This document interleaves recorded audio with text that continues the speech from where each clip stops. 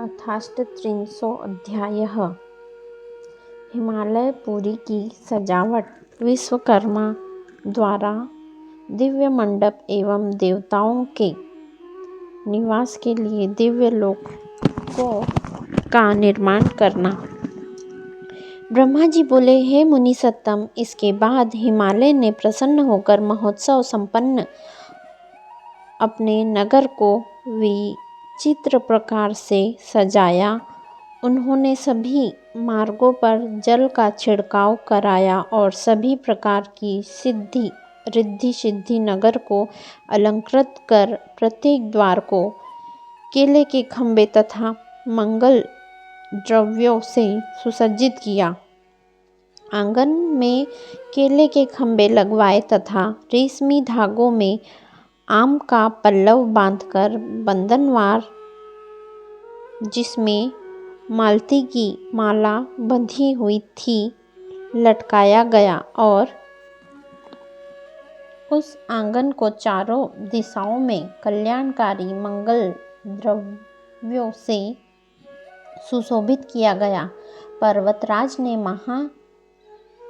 प्रभावशाली गर्गाचार्य के अनुसार अपनी कन्या के विवाह के निमित्त परम प्रसन्नता से युक्त हो सारी सामग्री तथा सभी प्रकार के मंगल द्रव्य एकत्रित किए। उन्होंने विश्वकर्मा को आदर पूर्वक बुलाकर विस्तृत मंडप तथा मनोहर वेदिका आदि का निर्माण कराया।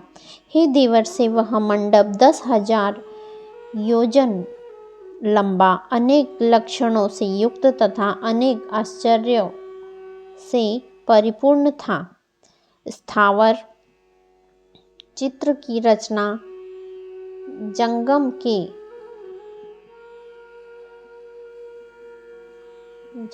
के सदृश ही होने से वह मंडप चारों ओर उद्वत पदार्थों से परिपूर्ण हो गया। स्थावर रचना ने विशेष रूप से जंगम रचना ने स्थावर रचना को पराजित कर दिया था। जल की रचना से स्थल भूमि जीत ली गई। बड़े विशेषज्ञों को भी पता नहीं लगता था कि कहाँ जल है और कहाँ स्थल है। कहीं पर कृत्रिम सिंह तथा सारसों की पंक्ति बनी हुई थी तथा कहीं अत्यंत मनोहर कृत्रिम मोर बने हुए थे। कहीं पुरुषों के साथ नाचती हुई स्त्रियों के चित्र बनाए गए थे। वे कृत्रिम स्त्रियां अपनी दृष्टि से देखते हुए पुरुषों को मानो मोह रही थी। इसी प्रकार हाथ में धनुष धारण किए मनोहर द्वारपाल स्थावर होकर भी जंगम के सदृश प्रतीत होते थे। क्षीर सागर से उत्पन्न हुई सर्वलक्षण युक्त साक्षात लक्ष्मी के समान अद्भुत कृत्रिम महालक्ष्मी दरवाजे पर बनाई गई थी। अलंकृत हाथी वास्तविक हाथी के समान दिखाई पड़ते थे। इसी प्रकार घुड़सवारों से समन्वित अश्व तथा गजारोहियों से युक्त गज और आश्चर्यपूर्ण रथों से युक्त रथ समता में किसी प्रकार जीवधारी से कम न थे। अनेक प्रकार के वाहन तथा पैदल कृत्रिम होते हुए भी अकृत्रिम जैसे प्रतीत होते थे। हे मुने, उन प्रसन्नचित्त विश्वकर्मा ने देवताओं और मुनियों को मोहित करने के लिए यह सब किया था। हे मुने, महाद्वार पर शुद्ध स्फटिक के समान अत्यंत उज्ज्वल नंदी का चित्र बनाया गया था। वह साक्षात नंदी के ही समान था। उनके ऊपर दिव्य रत्न जटिल एवं मनोहर पल्लवों तथा चामरों से शोभायमान पुष्पक विमान रखा हुआ था।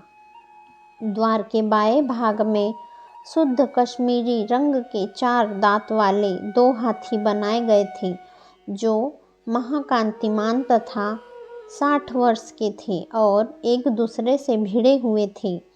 उसी प्रकार सूर्य के समान महाकांतिमान तथा दिव्य 2 घोड़े भी बनाए गए थे, जो चवरों तथा दिव्य अलंकारों से सुसज्जित थे। विश्वकर्मा श्रेष्ठ रत्नों से विभूषित यथार्थ रूप वाले सभी लोकपालों तथा देवताओं को बनाया था। इसी प्रकार तपोधन, भृगु आदि ऋषियों, अन्य उपदेवताओं, सिद्धों तथा अन्य लोगों के भी चित्रों का निर्माण किया गया था। कृत्रिम विष्णु अपने गरुड़ आदि पार्षदों के साथ इस प्रकार के बनाए गए थे कि उनको देखने से महान आश्चर्य प्रतीत हो रहा था। हे नारद, इसी प्रकार अपने पुत्रों, वेदों एवं परिवार के साथ युक्त पाठ करते हुए मुझे ब्रह्मा के चित्र का भी निर्माण कराया गया था। विश्वकर्मा ने ऐरावत पर चढ़े हुए अपने दल सहित इंद्र का निर्माण किया था, जो पूर्ण चंद्र के समान प्रकाशित हो रहे थे। हे देवर्षि, बहुत कहने से क्या लाभ। विश्वकमणि हिमालय से प्रेरित होकर संपूर्ण देव समाज की शीघ्र ही रचना की थी। इस प्रकार दिव्य रूप से युक्त देवताओं को मोहित करने वाले तथा अनेक आश्चर्य परिपूर्ण उस विशाल मंडप का निर्माण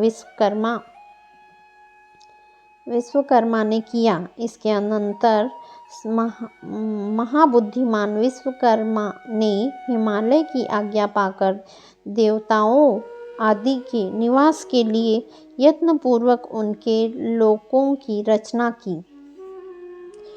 विश्वकर्मा ने देवताओं को सुख देने वाले अत्यधिक प्रभाव वाले परम आश्चर्यकारक तथा दिव्य मंचों का भी निर्माण किया। उन्होंने ब्रह्मा के निवास के लिए क्षण भर में परम दीप्ति से युक्त अद्भुत सत्यलोक की रचना कर डाली। उसी प्रकार उन्होंने विष्णु के लिए वैकुंठ नाम स्थान क्षण मात्र में बनाया, जो अति उज्ज्वल, दिव्य तथा नाना प्रकार के आश्चर्य से युक्त था। उन विश्वकर्मा ने संपूर्ण ऐश्वर्य से युक्त अत्यंत उद्धत, दिव्य तथा उत्तम इंद्र भवन का निर्माण किया। इसी प्रकार उन्होंने लोकपालों के लिए सुंदर, दिव्य, अद्भुत तथा महान ग्रहों की प्रीतिपूर्वक रचना की। उन्होंने अन्य देवताओं के लिए क्रमशः विचित्र ग्रहों रचना की। शिवजी ने वर प्राप्त करने के लिए महाबुद्धिमान विश्वकर्मा क्षण भर में शिवजी की प्रसन्नता के लिए सारे स्थान का निर्माण किया। उन्होंने शिवलोक में रहने वाले परम उज्ज्वल, महान प्रभाव वाले श्रेष्ठ देवताओं से पूजित गिरीश के चिन्हों से युक्त तथा शोभा संपन्न शिवग्रह का निर्माण किया। उन विश्वकर्मा ने शिवजी की प्रसन्नता के लिए इस प्रकार की विचित्र, परम आश्चर्य से युक्त तथा परमोज्वल रचना की थी। इस प्रकार यह सारा लौकिक व्यवहार करके वे हिमालय अत्यंत प्रेम से शिव के आगमन की प्रतीक्षा करने लगे। हे देवर्षि, मैंने हिमालय का आनंददायक वृत्तांत पूर्ण रूप से कह दिया। अब आप और क्या सुनना चाहते हैं? इस प्रकार से शिव महापुराण के अंतर्गत द्वितीय रुद्र संहिता के तृतीय पार्वती खंड में